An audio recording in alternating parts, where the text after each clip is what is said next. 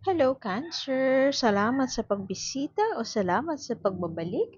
Ito po ang inyong Sun, Moon, Rising Sign, and Venus Love Reading para sa sign ng Cancer.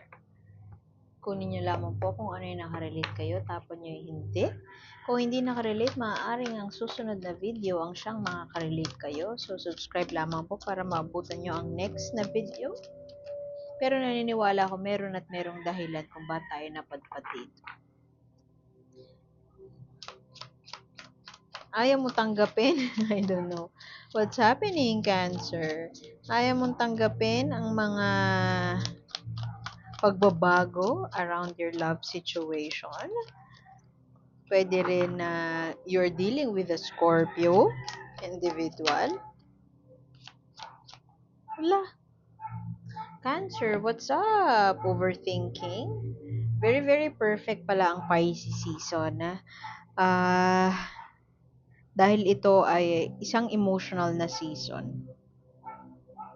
Ito ang panahon na tayo ay connected sa ating heart space. Ito ang panahon na connected tayo sa ating emotions. At ito rin ang panahon na tayo ay nagiging overly sensitive. At ang mga maliliit na bagay ay maaaring napalalaki dahil sa mga emosyon na nararamdaman natin. Nagiging komplikado ang mga bagay-bagay dahil maaaring ino-overthink natin o napapraning tayo sa mga bagay o mga pagbabago sa ating buhay. At iyon ang nakikita ko sa dalawang cards na yan. Nine of Wands, maaaring merong isang bagay na hindi mawala sa isip mo. Analysis paralysis, ino-overthink mo ang isang bagay pero hindi mo din naman alam kung ano yung action na gagawin mo against it or towards it or para ma-address ito o para masolusyonan ng isang bagay. Merong maaaring ang may Scorpio sa iyong buhay na nagkakos ng komplikasyon, maaari din na may pagbabago sa buhay mo o may kailangan magbago sa buhay mo. Pero ino-overthink mo siya. Imbes na gumawa ng action towards ito para baguhin o para masolusyonan, ino-overthink mo siya at nag-iisip ka ng mga bagay-bagay to a point na hindi ka na makatulog. Yun ang maaaring pinagdadaanan ni Cancer ngayon, lalo na Pisces season. Very emotional or highly emotional si Cancer. Tapos dagdagan mo pa ng Pisces season, nuknukan na ng pagka-emotional ang pagdadaanan ni Cancer this month. So, yan ang maaaring mabigat o maaaring pinagdadaanan ni Cancer sa kanyang relasyon. May isang nangyaring pagbabago, maaaring nawala ng trabaho ang partner mo and so ikaw ay kinakailangang kumayod ng bongga. Pwede din na ikaw ay nabuntis o ikaw ay hindi to pagbubuntis pero maaaring may dumating na isang bagay sa buhay niyo na will cause you or will force you na magtanggal ng mga ganap pa na iba sa buhay mo. Halimbawa nga, example niyan, maaaring isa lamang ang makarelate, hindi lahat makaka-relate. Maaaring nabuntis ka, tapos kung babae ka, nabuntis ka, tapos buntis ka, no? Tapos, bago ka lang sa trabaho. So, nagdadalawang isip ka kung tatanggalin mo na ba yung trabaho mong isa o i-continue mo pa rin habang buntis ka. Pwede din, ano to kasi juggling to work-life balance. Nahirapan kang i-balancehin. Pwede din na-promote ka quite recently at hindi yun sumasang-ayon yung promotion mo or bago mong role, hindi siya sumasang-ayon dun sa nakasanayan o nakagawian mo ng buhay. Maaaring halimbawa marami kang anak o bawa 9 AM ganyan, kinakailangan mong dalhin siya sa school. Pero dahil meron kang bagong trabaho, hindi na align doon sa 9 AM hatid sa school, hindi na siya aligned dun sa trabaho dun sa requirements ng trabaho mo. So, medyo nahihirapan tayo sa mga pagbabagong yan. Kailangan mag-school ng anak ko, pero um, may trabaho ako that time. So, what to do? What will I do? Ganyan, maaaring yun ang pinagdadaanan. Pwede din naman na hindi kayo magkasundo ng partner mo, kinakailangan yung partner mo ang magsakripisyo ng kaunti, pero ayaw niya magsakripisyo at doon ka nahihirapan. Doon ka nahihirapang i-express or doon ka nahihirapang makipag-negotiate at doon ka parang hindi mo ma-assert na di mo ma-express, di mo masabi sa partner mo na kinakailangan ganito yung gawin. So, pwede din na hindi equal yung power relation sa relationship nyo at wala kang lakas ng loob para sabihan siya kung ano yung bagay na dapat gawin. Pwede din na yung iba sa inyo dealing with a Virgo, a hermit, or pwede din yung iba sa inyo parang ayoko na, suko na ako. Gusto ko muna mapag-isa, ayoko na munang isipin yung mga ganyang bagay, ayoko na munang gumawa ng anything na may kinalaman dito sa ino-overthink ko na ito. Pwedeng ganon.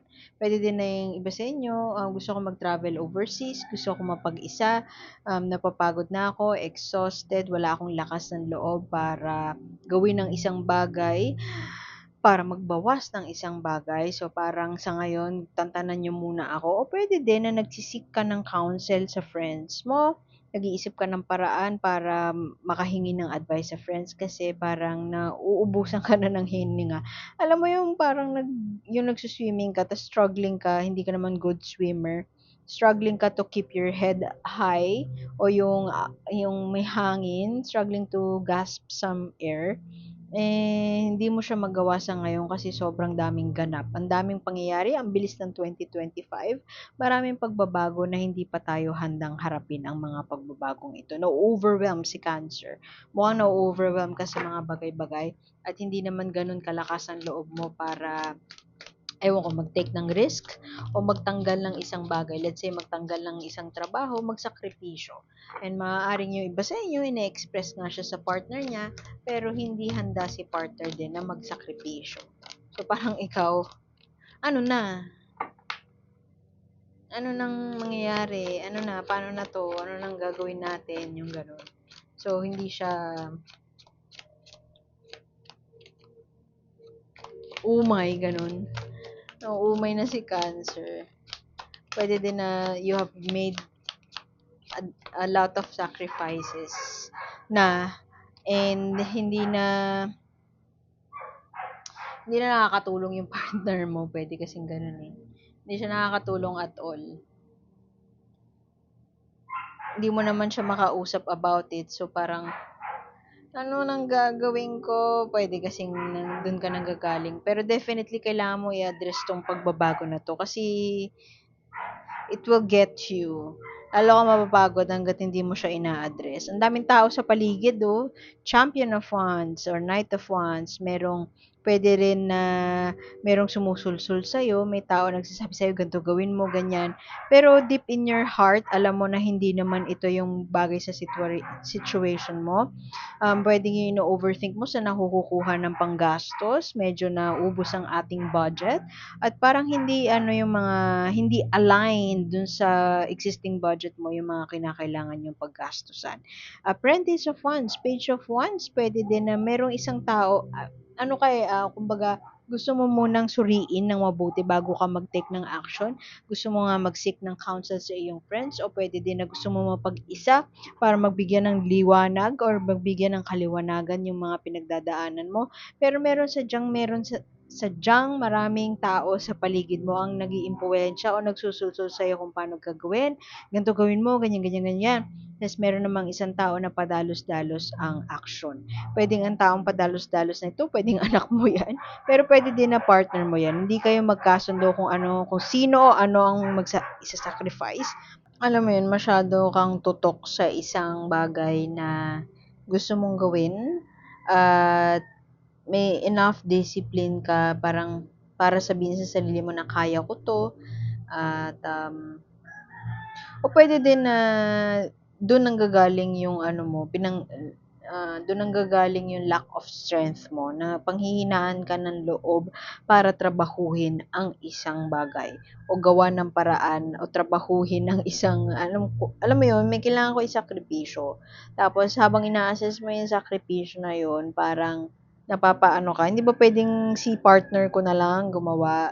Pwedeng nahihirapan ka na i-negotiate to sa partner mo, pwedeng nahihirapan ka magsakripisyo, pwede din na nahihirapan kang isipin kung paano mo gagawin yung diskarte or didiskartehan yung sacrifice na ito. Paano mo aayusin, ano yung effort, ano yung extent na effort na kailangan mong gawin, yung ganon. and gusto mo sana malinis at maayos ang lahat, pero marami pang mga bagay na hindi pa maliwanag sa'yo.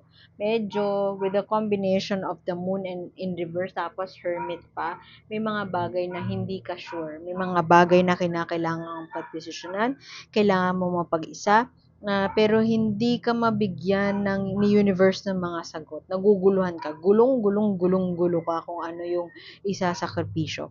Wala akong nakikitang away dito, pero ang nakikita ko lang, meron changes na kailangan mangyari. May kailangang isakripisyo, pero hindi ka sure yung outcome.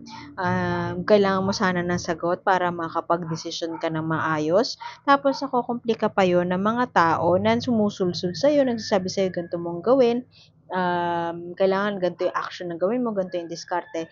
Pero kung kinakailangan mo mang aralin yun on your own, nahihirapan ka kasi ang dami pang gagawin na extra effort para maaral mo siya fully. So, hindi ganun kadali para sa'yo. So, maaaring sa ngayon, itong mga pagbabagong to ay ano mo lang, parang pasok sa kabilang tenga, labas sa kabila. Hindi mo pa fully na-absorb. Pwede din na may kinalaman kasi sa pera itong dilemma nyo ngayon ng partner mo, at dahil may dilemma na ganito, hindi ka basta-basta pwede mag-resign lalo na kung may kinalaman siya sa pera. So, pwede din na yung partner mo ay hindi fully supportive, alam mo yun. Kung ano man yung sinasabi mo, ine-express mo na gusto mong pagdesisyonan, hindi on board yung partner mo with you. Pwede din na hindi kayo shared sa finances, hindi kayo shared sa gastos, and so ikaw yung nag-overthink, ikaw yung nag-iisip ng paraan kung paano susolusyonan nito.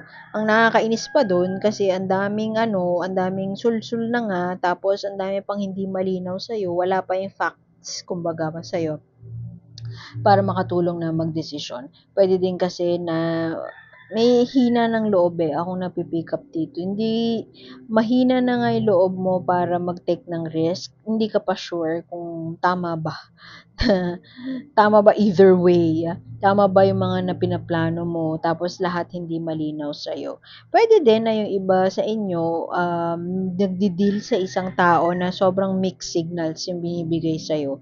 Hindi ka sure kung go ka na ba sa relationship na to kasi sobrang gulo nila kausap, o kaya tatawagan ka lang kapag may kailangan sa'yo.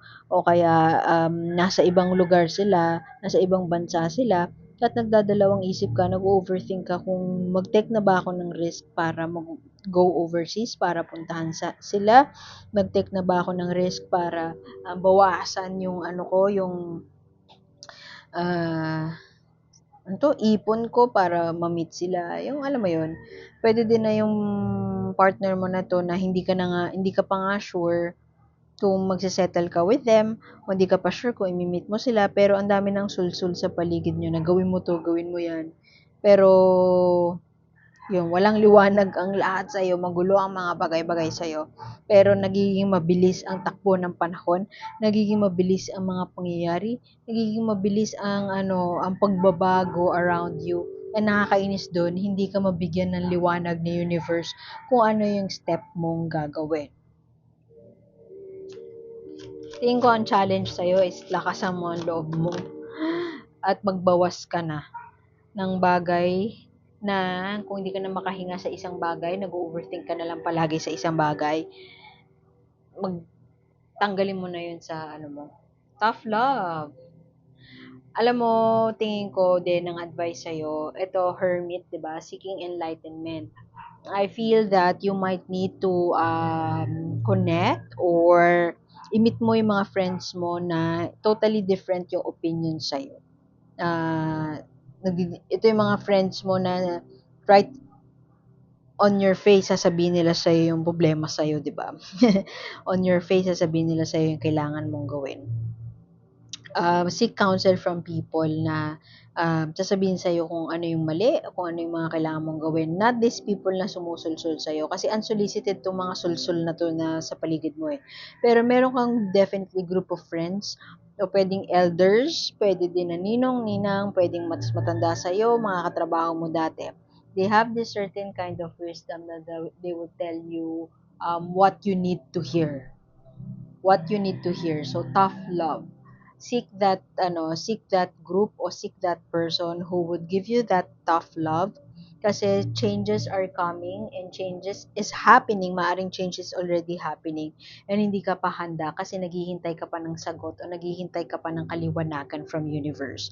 Hindi mo siya makukuha soon, mangyayari ang mga dapat mangyari, tas ikaw to ayaw mo pang kumilos dahil naghihintay ka pa ng sagot. So, kung kinakailangan mo na ng sagot, maaaring you might want to check in dun sa mga kaibigan mo na sasabihin in your face kung ano yung kailangan mong gawin. What you need to hear, not really what you want to hear. They would tell you what you need to hear, not exactly what you they will tell you what you need to hear, not exactly what you want to hear. So, sino 'tong mga taong 'to? Identify mo mga 'to kasi kailangan mo ng push. Kailangan mo ng encouragement and push, not really supportive, na mga encouraging words. Hindi yun yung kailangan mo ngayon. Ang kailangan mo ngayon yung tao na magsasabi sa'yo na kilos-kilos din, magsasabi sa'yo na huwag kang masyadong mag-invest sa ganito, huwag mo masyadong pagtuunan ng pansin yung tao na yan, nag-research ka na ba, check mo na ba yung profile page niya, yung profile niya sa social media, baka may asawa yan, yung mga ganun. Yun ang kailangan mong malaman ngayon. So, ano yung kailangan mong bawasan? Baka gusto mong magbawas ng trabaho, sobrang dami mong kinukuhang racket, hindi mo naman kailangan ng maraming racket, bakit nag-iipon ka pa? O pwede din sinasabi sa'yo na huwag kang magbibigay ng pera, kung nanghihingi sa'yo ng pera, yung kadate mo, yung gano'n. Yan. Yung mga taong yan ang makakatulong sa'yo. Yung mga tao na sumusulsol sa'yo, nagsasabi sa'yo na oh, mag-invest ka sa ganito kasi magano to, yayabong to in a few months. O kaya, ubusin mo na yung savings mo, punta ka na sa gantong lugar para ma-meet mo yung jowa mo, yung ganun. Mga sulsul na tao, maaaring hindi nakatulong sa'yo. So, iwan ko na yun doon. Salamat sa pagbisita, Cancer. Sana makita ko kayo ulit next time. Change is coming and you must be ready for it, but don't waste too much time sitting and thinking and overthinking what to do. Patulong ka sa mga kaibigan mo kasi sa kanila mo maaaring mahugot ang lakas ng loob na kinakailangan mo para mapagtagumpayan ang dilema mo ngayon. So, thank you, Cancer, and see you soon. My name is A, and see you soon. Bye-bye.